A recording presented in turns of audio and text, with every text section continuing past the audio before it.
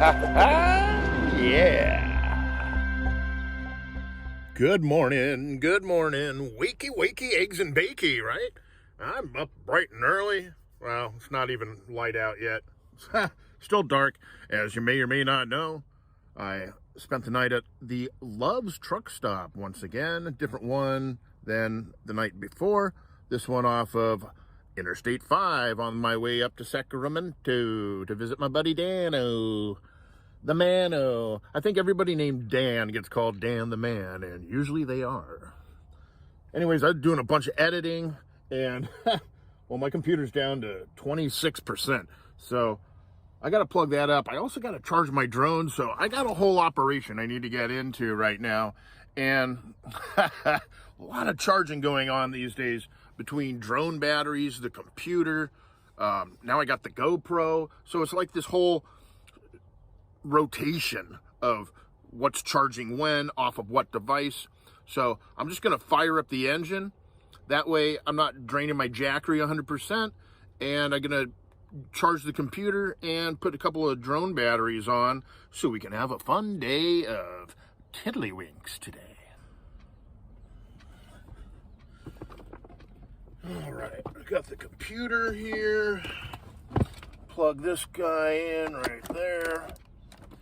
I'll turn the engine on, get this inverter powered up. Sorry for the additional noise. That's what engines do. Plug up the old Computadora. All right, that's good to go. I'm rendering a video right now, and I've been doing them in 4K.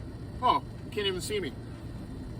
I've been rendering videos in 4K, so they take like twice as long because they're double the file size, but I hope it makes a better image for y'all to watch at home.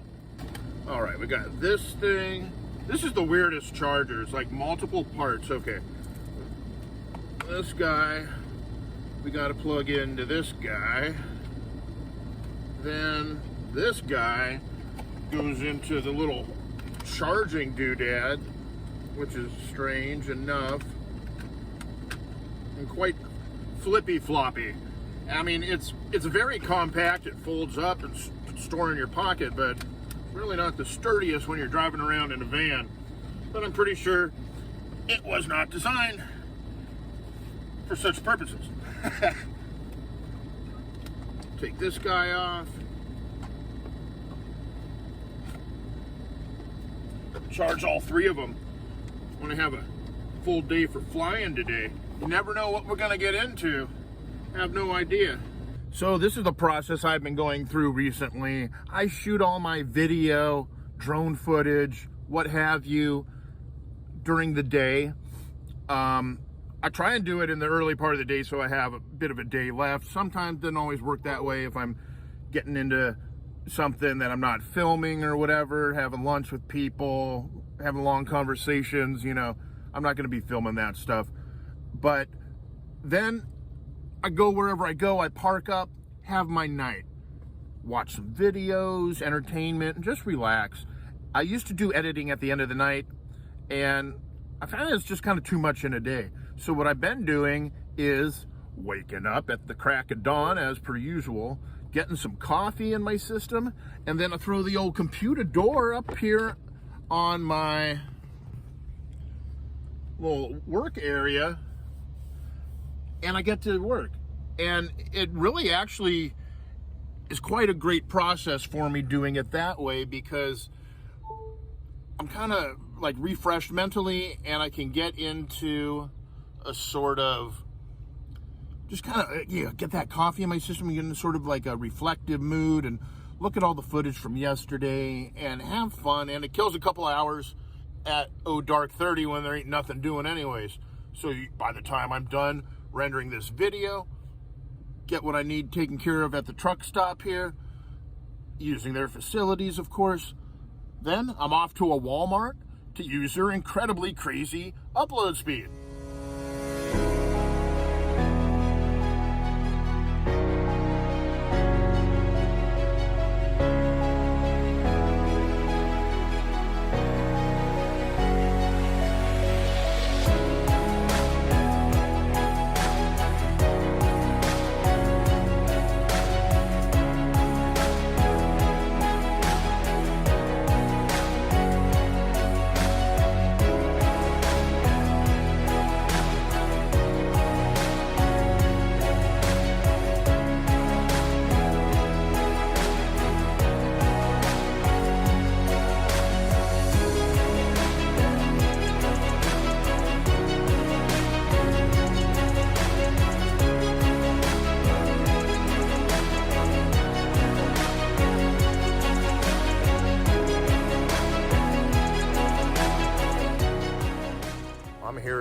Roseville at my buddy Dan's house back there.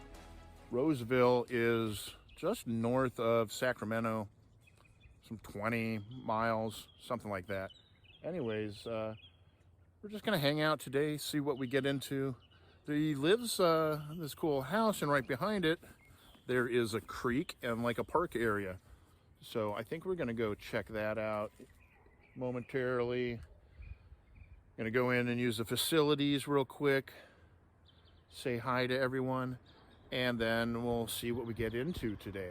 He's also got a super serious drum set I want to show you later. You're probably not gonna believe this room that he's got set up in here. Look at this. Woo-wee! That is a serious drum kit for a serious drummer. Not only this crazy cymbal madness he's got going on here. You look up here, that's the snare factory right here. Any snare in the world, he has it on the wall. Not really, but most of them are signature collector pieces.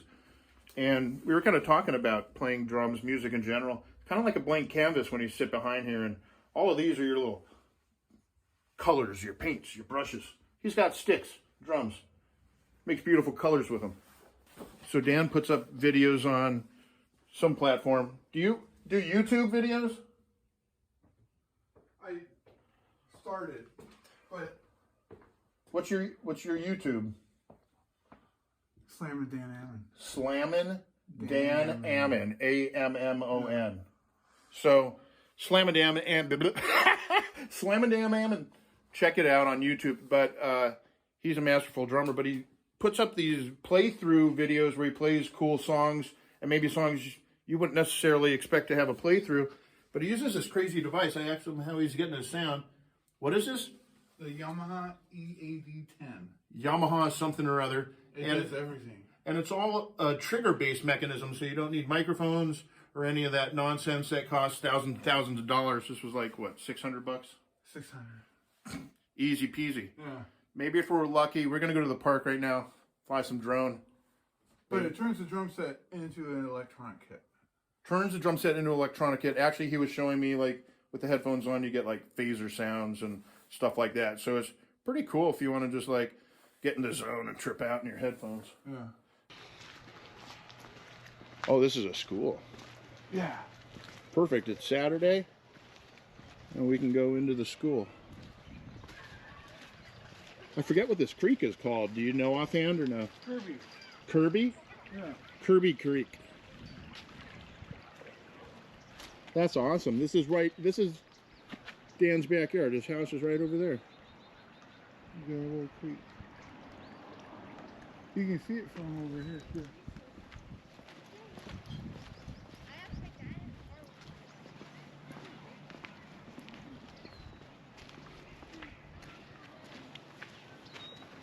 Kitty's playing in the background.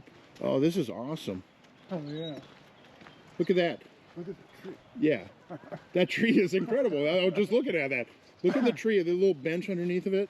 Picturesque setting for a little day trip. You got a track over there. That's such a random thing. That I take my ball glove and the handball walls. I'll go over there and at least they got nets on the basketball hoops. That's nice to see.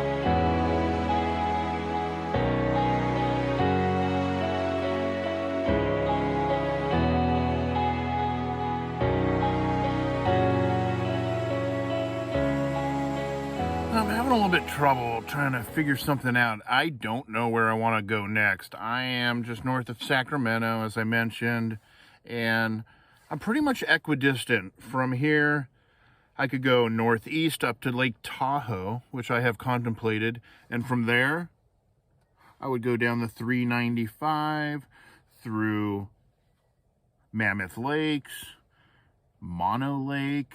Can't get into Yosemite from that way yet, it's still closed off, but I can commute down to like Lone Pine, which is the access to Mount Whitney portal, which actually I believe last time I looked, the campgrounds there are still closed, off season and all. And then from there, who knows? Keep making my way south into the desert. That's a possibility. The other option is to go west. Well, San Francisco is about the same distance, about 2 hours either to San Francisco or to Lake Tahoe. And now I don't want to go to San Francisco particularly, but Sausalito is quite a cool little town, and I know a pretty good spot to park up there. At least 2 strikes I got against Lake Tahoe, one being the altitude, and it's probably going to be pretty chilly up there, and number 2 being the altitude and the drive getting up there. And after doing Yosemite a couple weeks ago, those winding turns through the hills really makes my leg tired. I got a bad knee on my driving leg. So I don't know that I really want to look forward to doing that, but I would love to do the 395 drive. Anyways, that's in the back of my mind either way.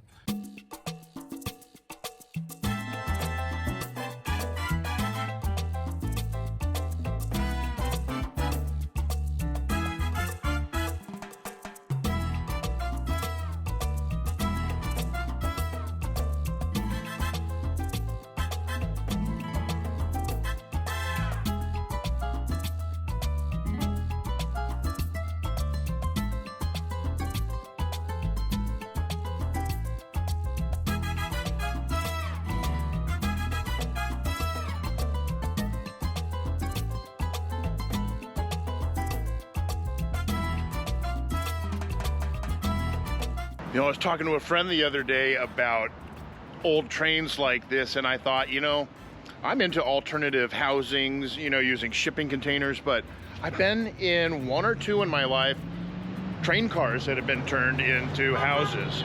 And I think that's a super cool way to go. I would love to live inside of this. You know, travel in my van, have this for a home. That would be ideal. Super awesome for me. I'm in Placerville. I'm on my way to, yes, South Lake Tahoe. Now, I was on the fence. I couldn't decide, and I asked my buddy Dan, what should I do? And he told me this: you can't go wrong with Lake Tahoe. So, we're heading up on the 50 east to South Lake Tahoe. I don't know if I'm gonna make the whole drive today or not. It's only about 70 miles from this point, I think. I don't know, we'll see. Gonna feel it out. But I saw this driving by on the 50, and I had to make a little U-turn, which actually was pretty cool because it brought me through the Old Town area. So, a little unexpected treat here.